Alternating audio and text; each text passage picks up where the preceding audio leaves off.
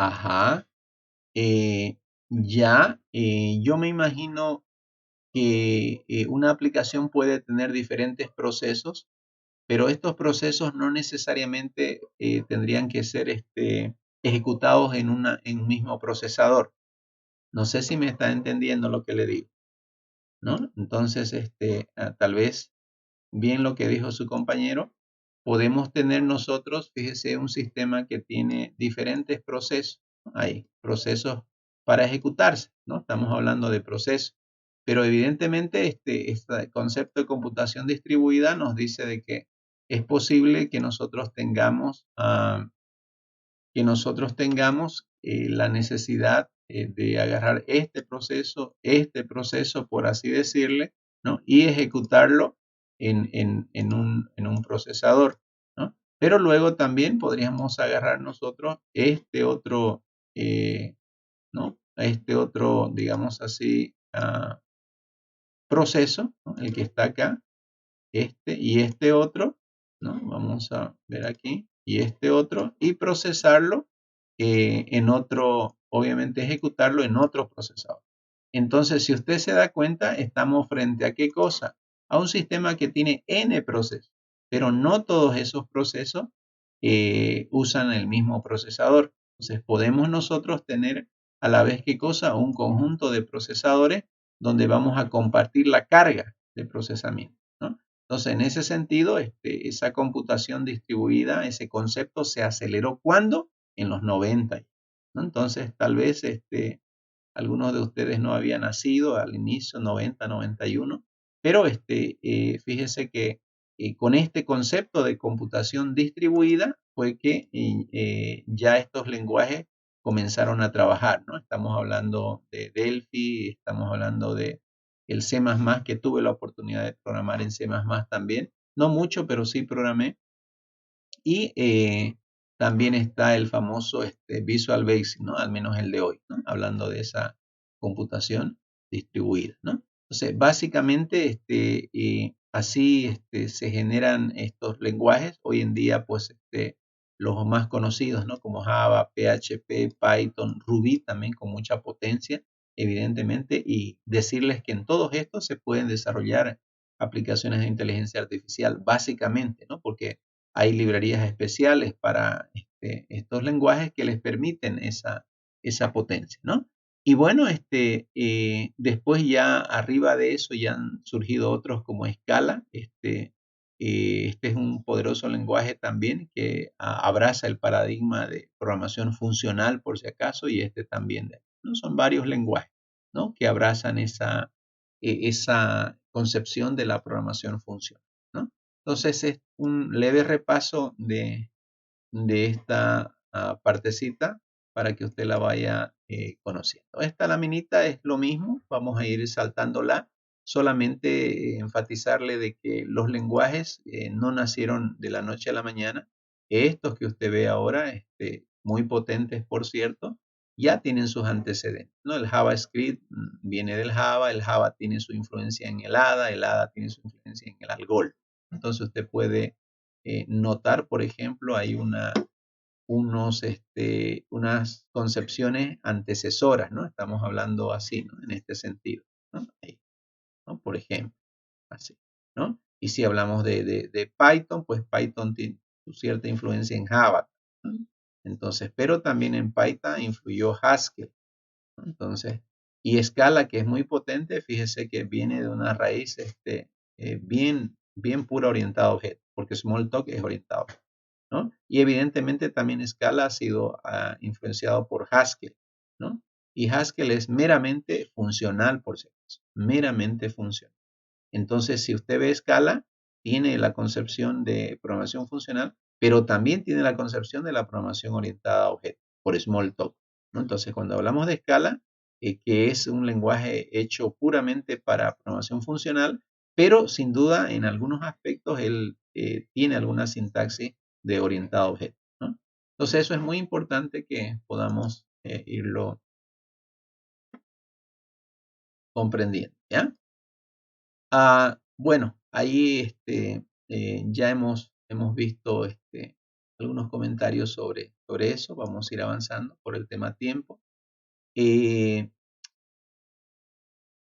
También hay lenguajes de propósito general, algunos que trabajan estructurados por bloques, lenguajes imperativos y otros de procedimiento, ¿no? Entonces, cuando, por ejemplo, queremos ver un antecedente de lo que estamos hablando, estamos frente a los lenguajes imperativos, ¿no? Por ejemplo, usted ha programado en C# o ha programado en Java, ¿no? El inicial.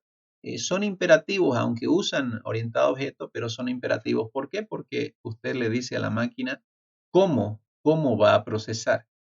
Entonces, eso es muy importante que nosotros vamos entendiendo en ese concepto. ¿Por qué razón? Porque mire aquí en los apuntes, yo justamente en el apunte le he puesto a usted eh, que estamos acostumbrados a usar, fíjese, dice el paradigma imperativo, ¿no? ¿Cuál imperativo? ¿Cómo se hace? ¿No? Es decir, usted le dice a la máquina cómo. Si A es mayor que B, haga esto y esto, sume, multiplique, vuelva a llamar a la función, etcétera, etcétera. Usted está imponiéndole la forma de procesar a la máquina, ¿no? Entonces, eso es muy importante que entendamos en ese enfoque imperativo. Es decir, cuando usted evidentemente trabaja con, vamos a decir así, con estructuras como if, como while, ¿no? Como for, ¿no? Y bueno, haga esto, haga lo otro, vuelva a llamar. Entonces, todo esto eh, significa que le estamos diciendo a la máquina cómo va a manejar el flujo, ¿no? El flujo de procesamiento. Entonces, ahí hay una concepción importante para luego notar la diferencia con lo que nosotros queremos entender, ¿no? ¿Por qué? Porque estamos hablando de un modelo imperativo, ¿no? Imperativo básicamente, ¿no? Ahora, eh, pasando estas laminitas que ya usted las puede leer, ahí está este otro ah, es referente, ¿no? al lenguaje Java. Esto es más de lo que ya hemos estado analizando.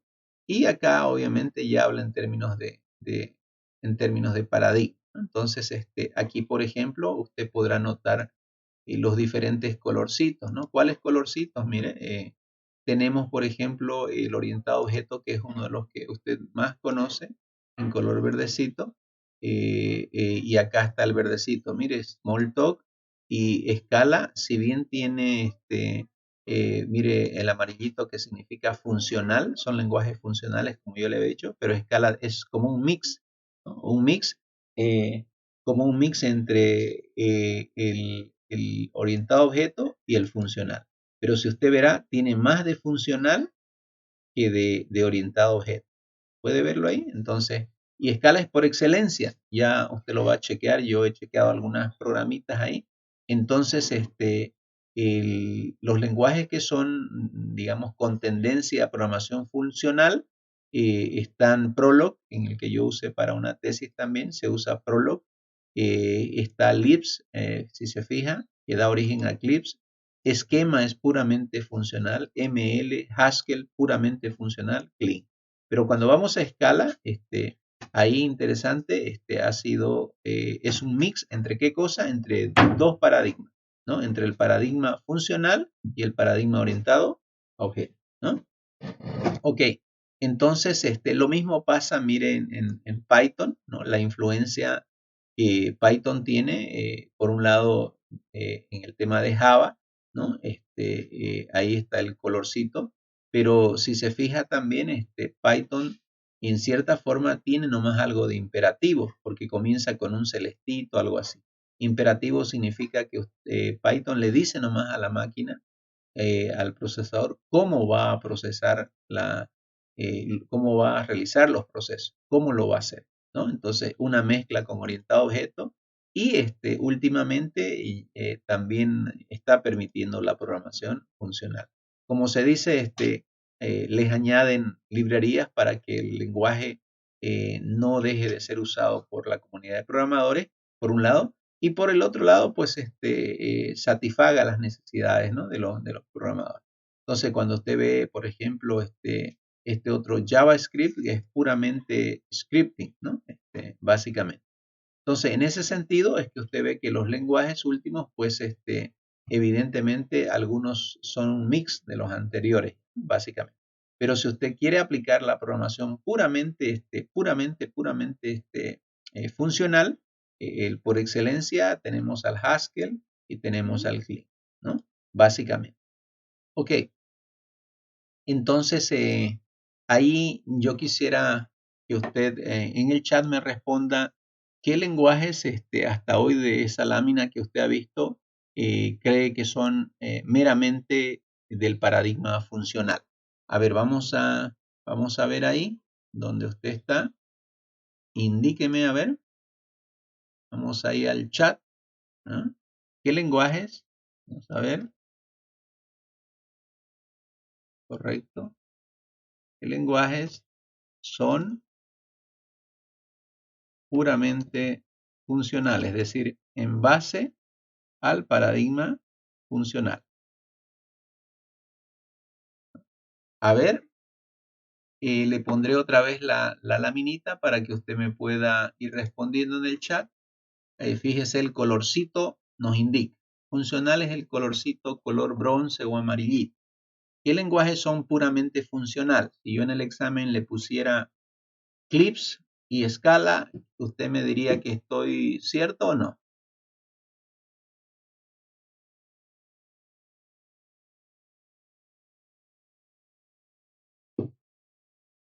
A ver, veamos sus respuestas.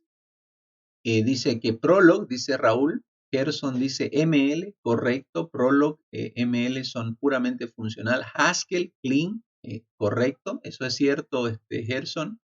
Juan Daniel nos dice Haskell, profe, por excelencia. Lisp también, evidentemente, entre los primeros.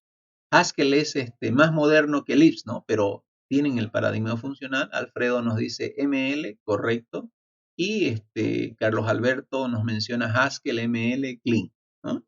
¿Alguien más participa por ahí? Voy a ir colocando la participación porque es importante. A Raúl Álvarez no lo he visto, a Callejas tampoco, Córdoba no. Freddy Flores no lo he visto participar. Helmut también está calladito, no lo he visto participar.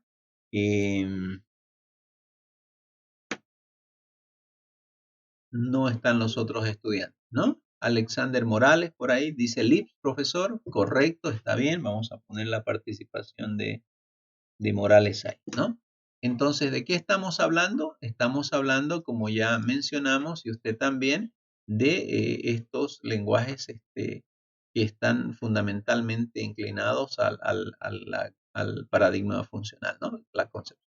Ahora usted dirá, profe, pero usted va a usar Java 8. Claro, es que Java 8 tiene unas librerías Java 8 para simular una programación funcional. Porque si usted se fija y va a los antecedentes de Java, miren, no nace con la filosofía funcional Java, ¿no? Entonces usted dirá, profe, pero ¿por qué se puede hacer ahora en eso? Se puede, obviamente, ¿no? Se puede hacer la programación funcional, definitivamente porque ellos les ponen librerías que permiten esa funcionalidad, ¿no? Pero de que haya sido concebido, digamos, desde el inicio para eso, no es así, ¿no? Entonces, pero evidentemente lo importante de esta materia es poder aprender a aplicar el concepto del paradigma funcional, ¿no? Entonces, ya sea que usemos el Java, usemos. ¿Por qué decidió Java Inge y no Haskell? Porque cuando uno va a enseñar, tiene que echar mano de las herramientas que ya el estudiante de alguna manera conoce, ¿no? Pero cuando usted va a ver un código en Java 8 de programación funcional y lo va y lo mira en Haskell está mucho más sintetizado todavía, ¿no? Es decir, ya son una propia sintaxis del lenguaje que hay veces no se puede ni comprender la línea porque es meramente, usa tipo fórmulas matemáticas prácticamente. Entonces, tendría usted que un poquito más profundizar para entender Haskell y evidentemente hacer líneas de código menos que en Java 8, pero en realidad la concepción de la paradigma funcional es el mismo, ¿ya? Bueno, entonces, ya esta partecita de acá enfatiza un contraste, ¿no? Entre lo funcional o lo imperativo y lo declarativo. Vamos a pedir ahí, por favor, si fuera Helmut, nos lea ese cuadrante.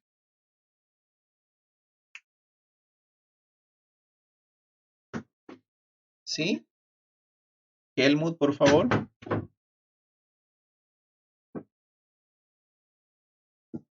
No está, ¿no? Vamos a tener que... Ya. No está Alejandra tampoco. ¿Sí? ¿Yo puedo entonces? Claro, léalo, a ver. La división principal reside en el enfoque interactivo, es decir, buscar el cómo se debe calcular, y el enfoque declarativo, indicar el que se debe calcular. Correcto. El enfoque declarativo. Ajá. ¿Tiene más? Lea la última parte. El enfoque declarativo tiene varias etapas: el paradigma funcional, el paradigma lógico, programación reactiva, los lenguajes. Ya. Correcto. Entonces, ahí no se ve la otra partecita, ¿no? Pero aquí hay cosas importantes para poder digerir. Dice, y los lenguajes, y ahí falta esa partecita, ¿no? Pero bueno, vamos a desmenuzar esto, ¿ya? Primero, volvemos a enfatizar este segundo párrafo que está acá, mire, en nuestro apunte que yo le voy a pasar. Dijimos entonces que el paradigma imperativo le dice a la máquina cómo tiene que procesar, es decir, cómo hacer el trabajo, ¿no? Pero ya en el paradigma declarativo, en el modelo declarativo o funcional, le decimos qué hacer, ¿no? Entonces, algo interesante, para que usted me entienda este concepto, le voy a colocar acá tal vez una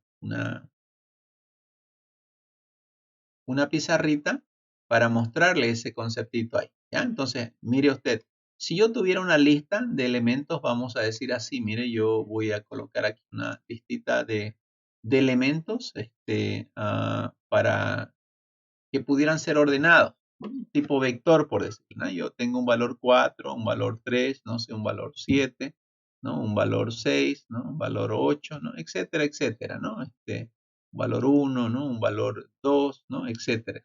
Entonces, tenemos este listadito, ¿no? Y cuando nosotros tenemos este listadito que usted ve acá, en el enfoque imperativo, nosotros tenemos que agarrar y pensar en el enfoque imperativo. Nosotros nos preguntamos y decimos, y ahora, ¿cómo cómo tendríamos que ordenar? ¿No? Entonces, ¿cómo vamos a ordenar ¿no? Entonces, si el desafío es aquí, de alguna manera, vamos a decir, ordenar la lista, ¿no? La siguiente lista, entonces, la pregunta es, ¿cómo la vamos a ordenar? Entonces, tal vez usted esté pensando en algún tipo de algoritmo. ¿Me puede mencionar cómo podría ordenar una lista? ¿De qué formas las podría ordenar? ¿Alguien me dice algo?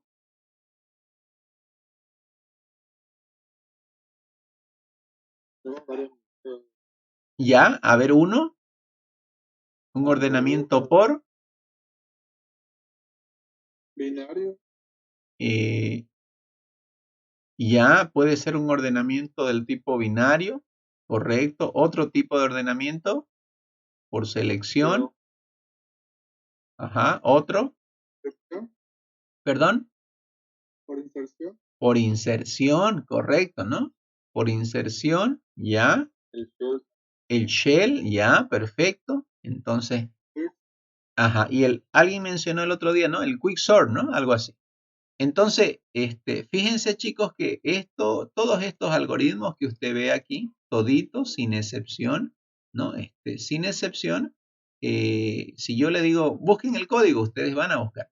Todos estos, sin excepción, de alguna manera, nos van a muestran, fíjese, cómo se hace ¿qué cosa? El ordenamiento. ¿Por qué? Porque si agarramos, decimos binario, entonces la parte de la lista en dos comienza por la izquierda, por la derecha. Si es por selección, busca cuál es el mayor, de acuerdo si es ascendente o descendente, y va fijando el menor a la izquierda, etcétera, ¿no? Si es por inserción, la lista está vacía, van llegando y se van poniendo en su lugar, ¿no? Etcétera. Si es, qué sé yo, quicksort, ¿no? Ya busca un pivote, Entonces, pero cuando nosotros pensamos en esto que usted me acaba de decir, ¿no? Ya estamos nomás imaginando cómo sería el ordenamiento, cómo es el código, ¿no? Y ya estaríamos pensando en varias líneas, ¿no? Entonces, ahí está, podríamos nosotros decir, ese viene a ser, en otras palabras, estamos hablando de un modelo, ¿ya? Entre paréntesis, esta sería programación, ¿qué cosa? Imperativa, ¿no? O tradicional. Pero cuando ya hablamos de la funcional, ya la cosa no es así. ¿Por qué? Porque en la funcional ya nosotros no estamos mostrando algoritmos que nos dicen cómo. Sencillamente, nosotros le decimos a la máquina qué queremos, ¿no? Entonces, ¿qué queremos? ¿No? Básicamente. Entonces, eso es muy importante que nosotros lo podamos entender.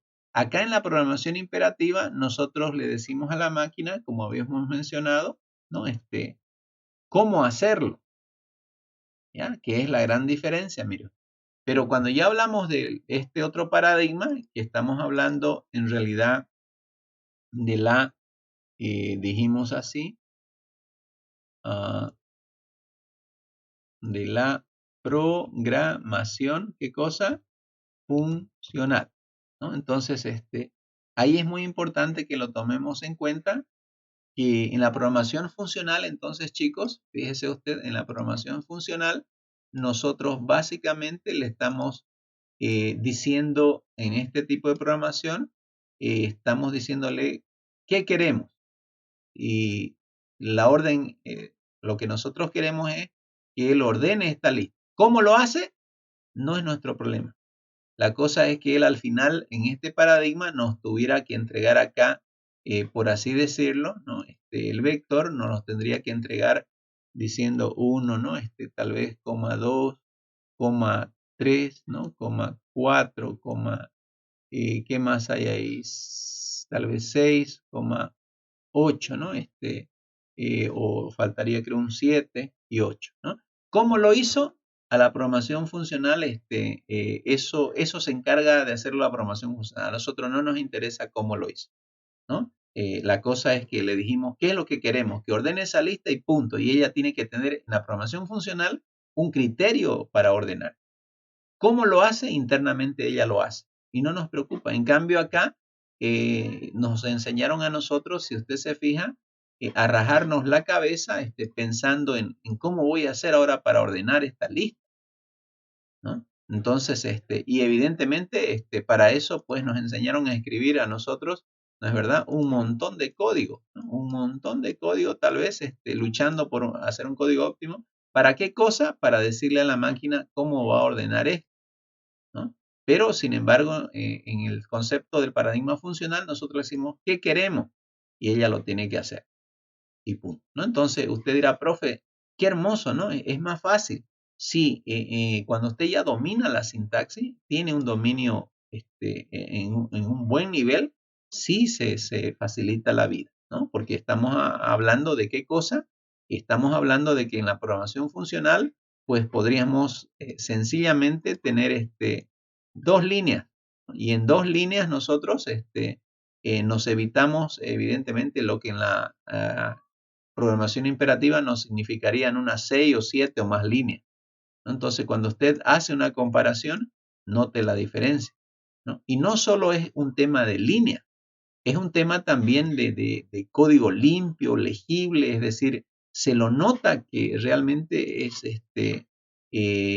más profesional, ¿no? En el sentido de que se nota claro lo que le estamos pidiendo a la máquina que haga.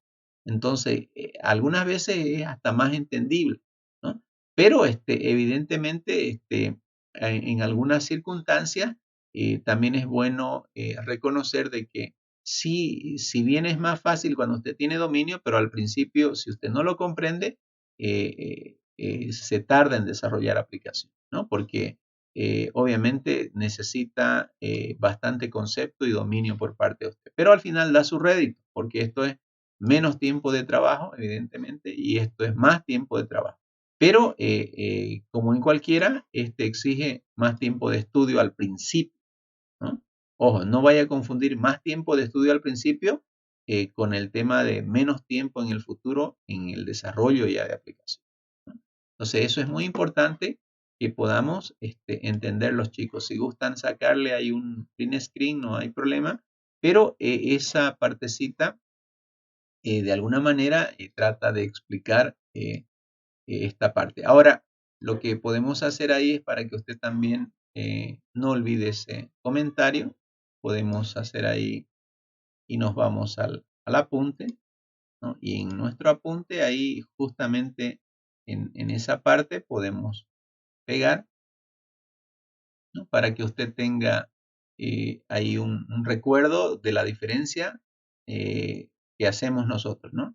¿Cómo se hace? Es imperativo. ¿Qué hacer? En realidad, declarativo, ¿no? Ahí, en otras palabras, le decimos a la máquina qué es lo que queremos, ¿no? ¿Qué hacer? O qué queremos directamente, ¿no? ¿Qué queremos? Básicamente, ¿ya? Entonces, es muy importante que podamos entender eso, ¿ya? Ahí está bastante claro qué es lo que estamos tratando de hacer. Ahora, en esa lámina que leía su compañero, también había, mire, las ramas, ¿no? Y ahí fíjese que queda bastante claro el tema de las ramas entre el paradigma funcional, el paradigma lógico y algo interesante, aparte de eso, la programación reactiva, ¿no? Ahí está la programación reactiva. Entonces, también eso es importante ahí. Cuando hablamos de la clasificación, podríamos decir, del enfoque declarativo. Por eso es que en el apunte que usted tiene ahí, dice, mire abajito, el paradigma declarativo tiene nomás su clasificación, ¿no? ¿Su clasificación en qué? ¿No? Ahí podríamos nosotros, si usted quiere, podríamos colocar, ¿no? Este funcional lógico, si quiere, una especie de listadito, ¿no? Ahí para que usted lo recuerde. Entonces podríamos tal vez ahí, ¿no? Colocar uno, colocar el funcional, ¿no? Porque el paradigma declarativo se clasifica en funcional, en lógico, son varios, ¿no? Y los más conocidos, reactivo, etcétera, etcétera, ¿no? Entonces, son varios. Pero cuando hablamos evidentemente, del funcional, de este paradigma, ya nosotros sabemos que es el procesamiento de básicamente funciones que se llaman las famosas lambda, ¿no? Ya vamos a ir viendo eso.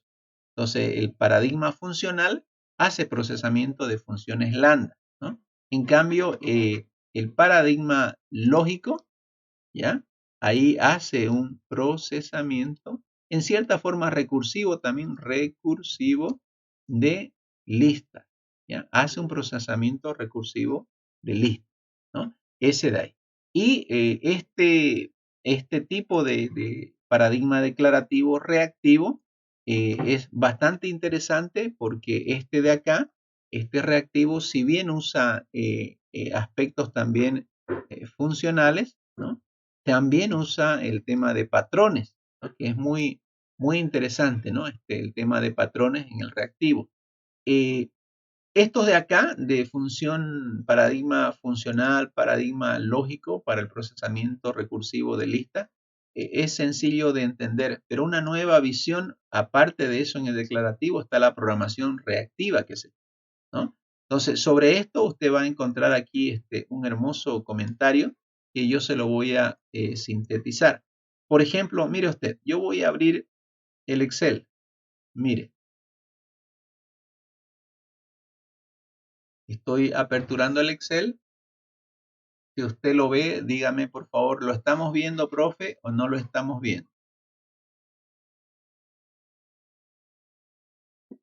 Ya, entonces mire, yo tengo un valor 2, tengo un valor 3, por decirle, tengo un valor 5. Ahora, si usted se fija, yo selecciono ahí y hago esto, mire. Al presionar la suma, me va a hacer un cálculo, ¿no? Me va a hacer un cálculo, evidentemente, la primera vez, mire, un cálculo. ¿Cuánto me calculó? Dice que suma 10, pero ¿cuáles fueron los parámetros de entrada? Obviamente, ahí es posible rápido reconocer que los parámetros de entrada, profe, fueron estos, ¿no? Y el cálculo de la función nos arrojó eso, sin duda. Pero ahora observe lo que acontece si yo me vengo aquí a este valor donde está el 3, mire, y lo cambio por 4. Fíjese, ahí hay un concepto, el patrón observer se llama.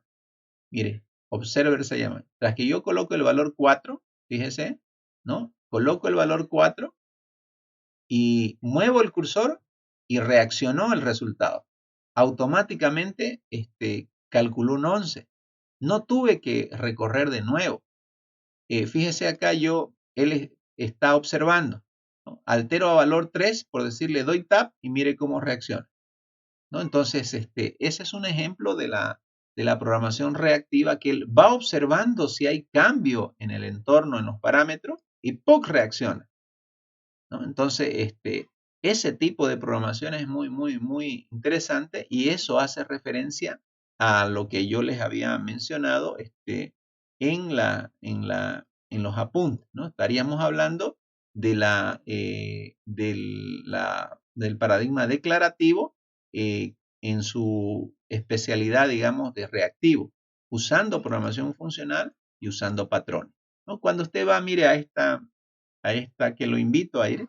Es muy, muy, muy, muy interesante ese link. Ya muy aparte de eso, ya usted puede chequearlo ahí cuando tenga un tiempito, pero ahí hay un comentario sobre lo que acabamos de ver muy interesante, ¿ya?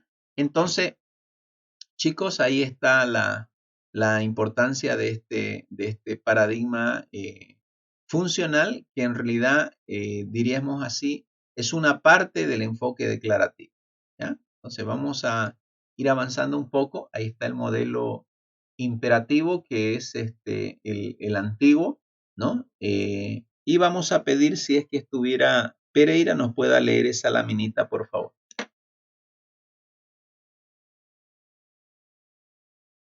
Describe la programación como una secuencia de instrucciones, comandos de un programa. El código más está basado en el paradigma imperativo. Su contrario es el paradigma declarativo, que incluye el paradigma procedural de otros. Correcto. Entonces, el imperativo, no vaya a olvidar, es el que dice cómo, ¿no? ¿Cómo lo vas a hacer? Pero el declarativo te dice qué es lo que quiero que hagas, nada más, ¿no? Entonces, muy importante que usted note esa diferencia, por favor, ¿no? Ahora, luego está el paradigma orientado a objetos, ¿no? ¿Cómo es este paradigma? Por favor, si pudiera Burgos dar la lectura a esa laminita.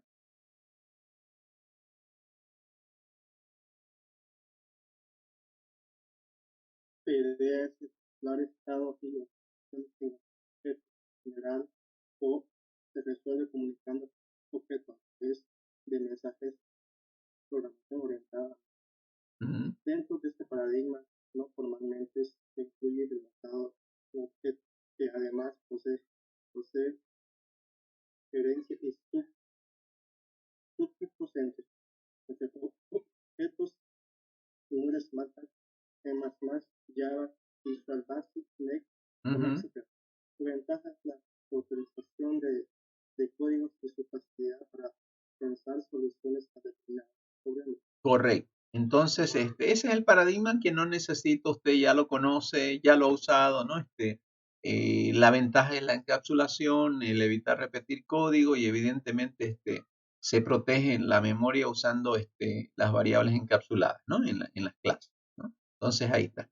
Pero ahora viene el modelo declarativo, y en el modelo declarativo hay algo importante en el primer punto. Vamos a ver si Gutiérrez Carlos Alberto puede leer esa laminita, por favor. Claro que sí. No se basa en algo que logra el objetivo pasivo, no que describe, declara Ajá. Entonces, ese punto que leyó su compañero es muy importante entenderlo. Fíjese que este declarativo dice no se basa en el cómo, es decir, no le dice usted a la máquina cómo tiene que hacerlo, ¿no? Sino que describe, dice cómo es algo. Entonces, usted le dice, acá tenés una lista, esta lista es una lista de números y yo quiero que me la ordenes. O sea, sencillamente describe cómo es algo, ¿no? Ese algo es una lista y yo lo que quiero es que tú la ordenes. Listo, eso es el modelo declarativo, ¿no? Entonces, vamos a ir ahí ahondando en eso.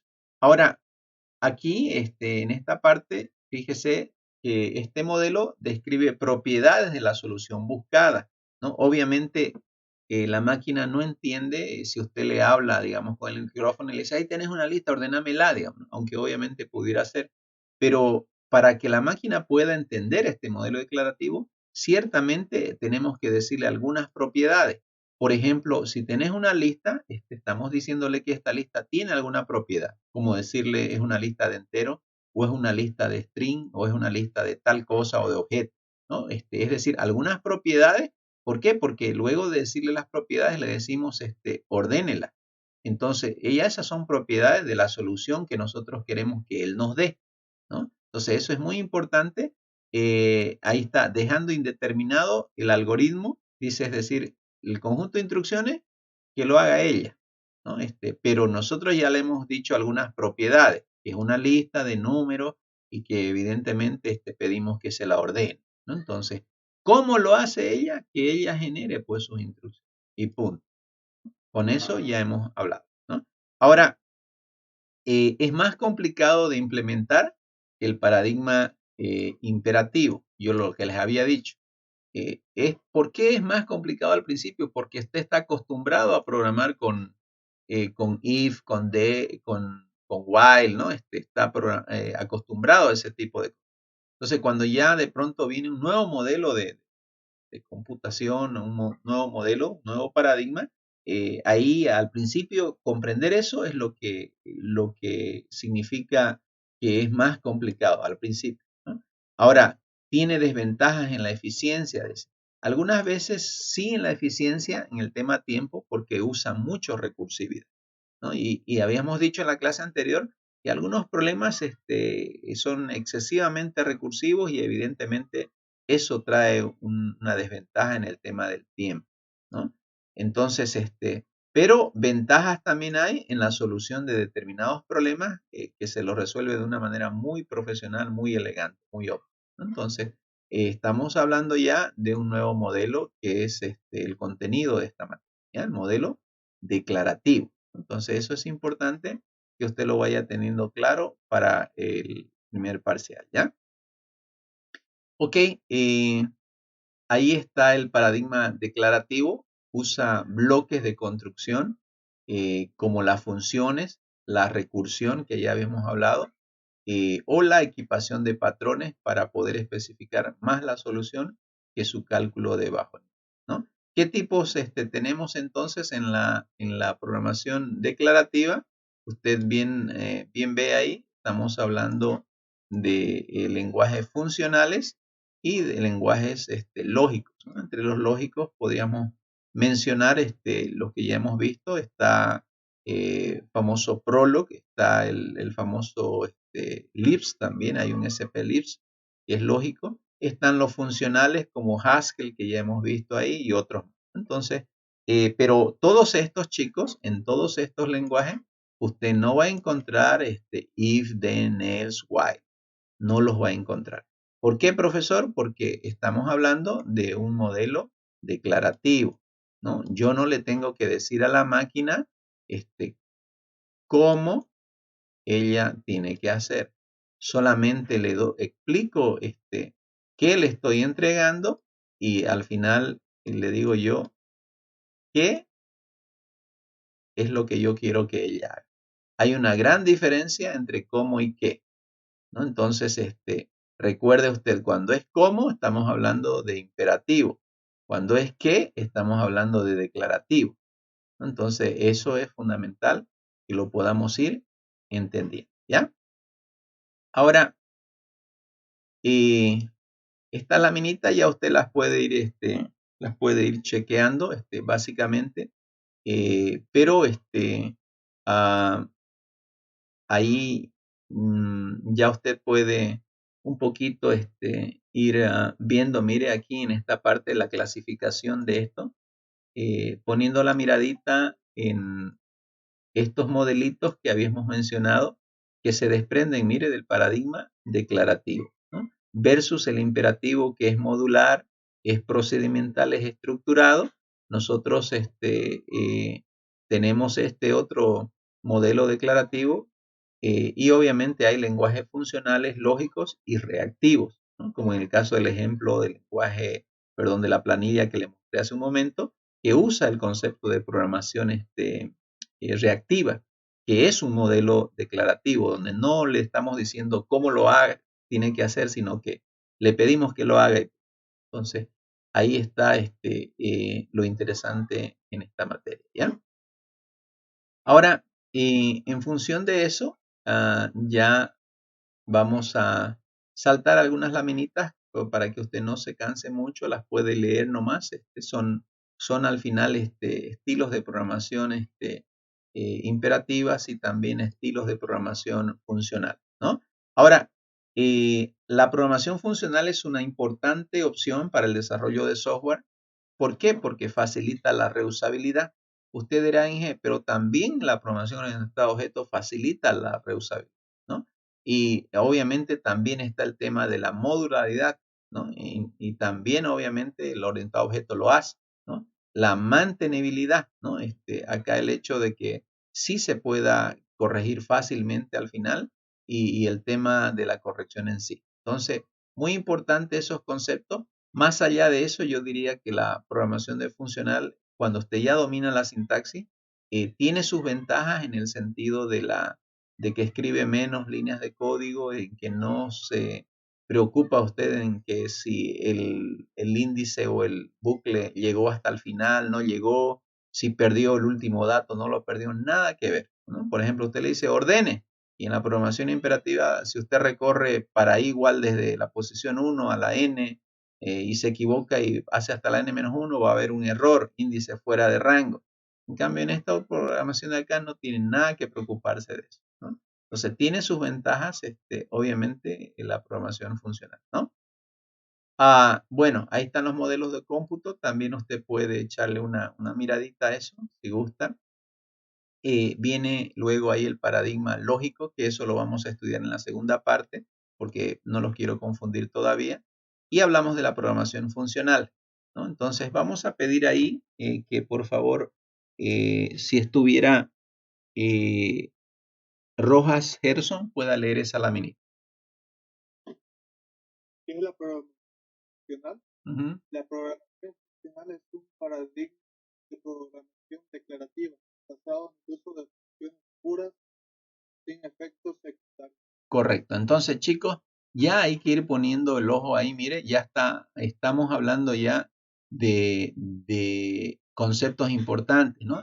Funciones puras, dice, ¿no? Entonces, tome apunte ya. Para el día lunes, usted ya tiene que saber que es una función pura, ¿no? De entrada. Entonces, eso es importante que lo vaya entendiendo, ¿no? Entonces, ahora estamos tratando de identificar esos conceptos que luego el lunes ya yo le voy a preguntar como si usted los hubiera estudiado ya sábado y domingo. Entonces, importante las funciones puras, qué son, cómo se caracterizan, cuántos parámetros reciben, qué arrojan como resultado, un dato o otra función, ¿no? Entonces, importantísimo ahí, pero esa es una de las características fundamentales de qué cosa, de la programación funcional, ¿no? Entonces, ahí ya usted tiene que ir hilando un poco más fino en este aspecto, ¿ya?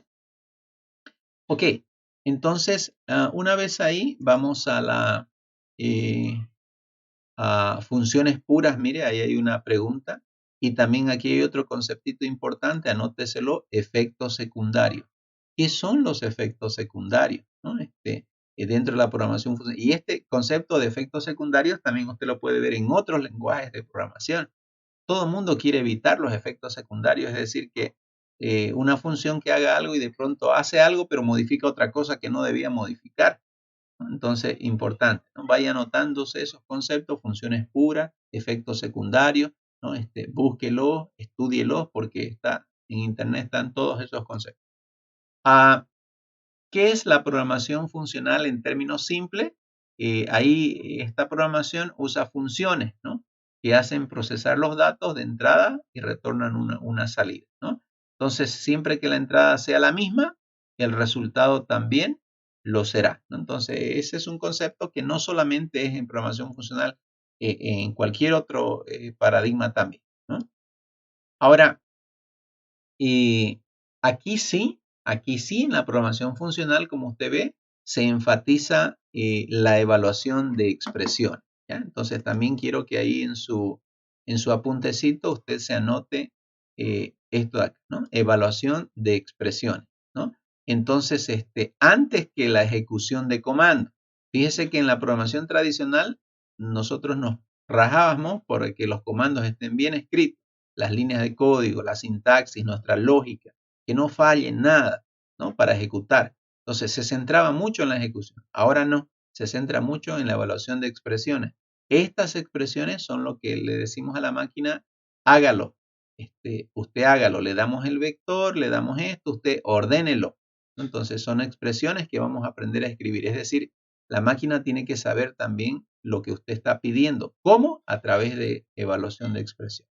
¿Ya? Y estamos hablando de la famosa función lambda, por si acaso, ¿no? Ella evalúa funciones lambda, que eso vamos a verlo durante prácticamente la mitad de la materia, ¿no? Entonces, eso es muy importante en esta parte. Ahí el programa principal es la función que toma argumento la entrada al programa y genera la salida como un resultado, ¿ya? Ok. Y seguimos hablando sobre esto, ya usted lo va a un poquito a leer a más detalle, esto es casi más de lo mismo en la comparación. Y esta partecita también, correcto, entonces ya usted la puede ir leyendo, no hay ningún problema. Pero aquí fíjese como que ha habido una evolución, ¿no? En el sentido de primero código de máquina, código ensamblador, lenguajes procedimentales, lenguajes orientados a objetos, hasta llegar al paradigma declarativo en su forma de programación funcional, ¿no? Entonces, eh, más o menos una gráfica de esa evolución, ¿no? Ah, bueno, ahí viene la partecita más interesante. Dice que la programación funcional, algo que no admite es el tema de efectos secundarios, ¿no? Entonces, anótese ahí también importante. ¿Por qué? Porque ella lucha por no tener efectos secundarios. Es decir, ¿qué significa eso? No dar la posibilidad de que una función pueda hacer otras cosas, ¿no? Que no tiene que hacer, ¿no? Envía, hace un cálculo y al hacer el cálculo mueve otros datos. O sea, nada de eso, no se admite, ella se asegura. Entonces, y obviamente para eso trabaja con funciones, ¿no? Y esas funciones pueden aplicarse, construirse y pasarse como argumento a otras funciones. Aquí viene el concepto también importantísimo. Mire que como argumento ya no estamos pasando simplemente un dato. Como argumento podemos pasar otras funciones. Ojo con eso, otras funciones, ¿no? Entonces, esa es una característica muy importante de la programación funcional, que pasa como argumento otras funciones. ¿Puede pasar una variable? Sí, pero también puede pasar una función. Recuerde usted que una función no es una variable, ¿no? Ahora, el detalle está que este modelo tiene su base matemática, porque al evaluar son funciones matemáticas y evita declarar y cambiarla, ¿no? Entonces aquí está lo fuerte. Su potencia está en la evaluación de funciones matemáticas, porque esa función llamada lambda que vamos a estudiar el lunes es una función definida por matemáticos, por si acaso. ¿no? No vaya a creer usted que es una invención de un informático, ¿no? Está ya con años de anticipación definida como un modelo matemático, por si acaso, ¿no? Entonces, ahí está. Ahora, cuando seguimos hablando de esto, aquí está lo que yo les había dicho entre las ventajas, es que evidentemente aquí se permite resolver los problemas de una forma elegante, puramente funcional, ¿no? Cuando decimos elegante, estamos diciendo con cierta sencillez, con cierta abstracción, ¿no? De tal manera que da gusto cuando usted solo da órdenes, ¿no? Quiero que hagan esto, ordenen esto, quiero que ordenen ascendente, descendente. En esa manera está la elegancia, ¿no? Pero obviamente estos lenguajes funcionales en su tratamiento, ellos tratan de evitar los efectos secundarios que muchas veces son comunes en otro tipo de programación y que el programador tiene que darse forma de evitarlos programando, ¿no? Por ejemplo, maneja las excepciones con puro try catch, ¿no? Entonces ahí es un lío hay veces, ¿no? Con ese tema. Entonces acá en este tema no hay tales efectos secundarios, ¿no? Ok. Bueno, ahí está el poder de la programación funcional. Si es que Rolando Callejas pudiera leer, por favor.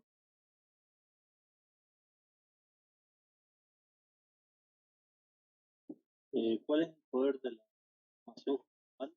Depende de varias características. De ellas, el manejo de funciones de alto orden, de tipos algebraicos, la inferencia de tipos, el emparejamiento de patrones, el manejo automático de la memoria dinámica. Correcto. Entonces aquí viene si en el examen le preguntamos dónde reside el poder de la programación funcional, por favor ahí, entre esas está funciones de orden superior, ¿ya? Porfa, anótese eso, funciones de orden superior, la declaración de tipos algebraicos, también está la inferencia de tipos, el emparejamiento de patrones, porque así funciona, y el manejo automático de la memoria dinámica, ¿no? Entonces son conceptos que de alguna manera los vamos a ir entendiendo en el desarrollo, porque si ahorita yo hablo 1000 palabras por cada cosa, va a ser muy complicado que usted me entienda, pero estos conceptos los vamos a ir desglosando en la medida que vamos a ir practicando para que usted entienda.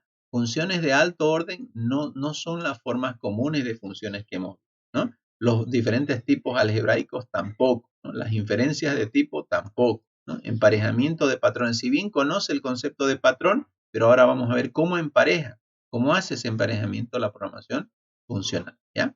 Entonces, importante, esas son características que potencian este paradigma declarativo, ¿no? Que en este caso es la programación funcional, que es un tipo de programación declarativa, ¿no? Ahí está las funciones de orden superior, una breve explicación. Vamos a pedir por favor, después de Callejas, si ya estuviera presente ahí, vamos a ver a Morales Edwin, por favor. Si se lea, ¿no? Ajá. Funciones de alto orden. Alto orden se refiere a funciones que reciben momento o funciones. Es decir, las funciones pueden manipular datos.